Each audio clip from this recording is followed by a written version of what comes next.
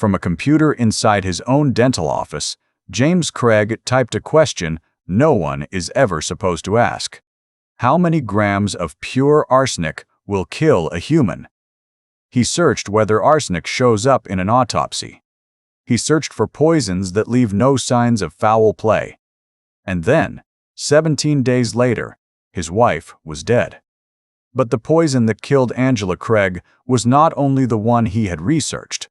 That is what makes this case colder. Prosecutors said the plan did not stop at one substance. It escalated. This is the case of James Craig, a Colorado dentist, a husband, a father, and a convicted murderer whose own devices helped map the crime.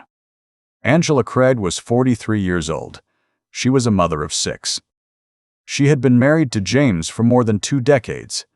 To people around Aurora, Colorado, the family looked stable from the outside: a dental practice, a home, children, a long marriage. Inside, prosecutors said the marriage was breaking. The practice carried debt. And at a dental conference in Las Vegas, Craig had met another woman, Karen Kane. Their messages piled up by the thousands. The state argued that Craig was already imagining a future where Angela was gone. Then Angela started getting sick. Not vaguely sick. Suddenly and violently sick. Dizziness. Crushing headaches. A body that kept giving out. She went to the hospital, came home, and went back again. 3 times in barely a week, doctors were trying to explain why a healthy 43-year-old woman kept collapsing. Then Angela texted her husband about the only thing she had consumed that morning, her protein shake. That detail matters because James Craig was the person making her protein shakes. And then a package arrived at his dental office. Investigators later tied James Craig's accounts to an order for potassium cyanide. It was not sent to the house. It was sent to the practice. One of his own employees saw the package there, and his business partner, Ryan Redfearn, warned hospital staff while Angela was still in the ICU. That warning changed the case. It also changed how the hospital understood Angela's collapse. Until then, doctors were trying to solve a medical mystery. Redfern's warning gave them a criminal possibility. Someone near her might be introducing poison while everyone else was treating symptoms. Once investigators started looking, the search history became a timeline: arsenic, autopsies, undetectable poison, cyanide, and eye drop chemicals. The state said this was not a single panic decision. It was a sequence of attempts, and each attempt left another digital trace behind. He was iterating. That is the thing prosecutors kept returning to. The evidence did not show one bad moment. It showed research, orders, deliveries, hospital trips, and more poison, stacked across days while Angela kept trying to survive.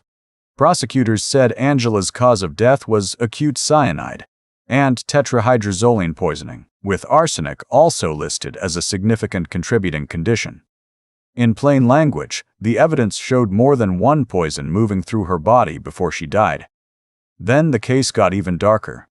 While he sat in jail awaiting trial, prosecutors said Craig tried to arrange another death, the lead investigator on his case. They also said he tried to get people to plant fake evidence and intimidate witnesses.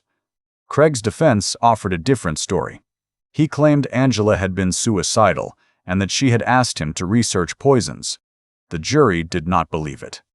By then, they had heard the affair evidence: the money pressure, the deliveries, the hospital warnings, the search history, and the jailhouse allegations. The defense needed one explanation for all of it. The state gave them a pattern. In July of 2025, after weeks of testimony, the jury returned guilty verdicts on every count, including first-degree murder. Days later, James Craig stood for sentencing. Angela's family spoke about the woman he took from them: a mother, a wife, a person who should have been safe in her own home. Then Judge Shea Whitaker sentenced Craig to life in prison without the possibility of parole, plus 33 more years. Angela was not a plot twist. She was the center of the story. A mother of 6 who kept walking back into a house where the danger was not outside the door. It was standing beside her, acting worried, making the drink, and typing questions into a search bar. James Craig thought those searches were private. The jury proved they were the trail.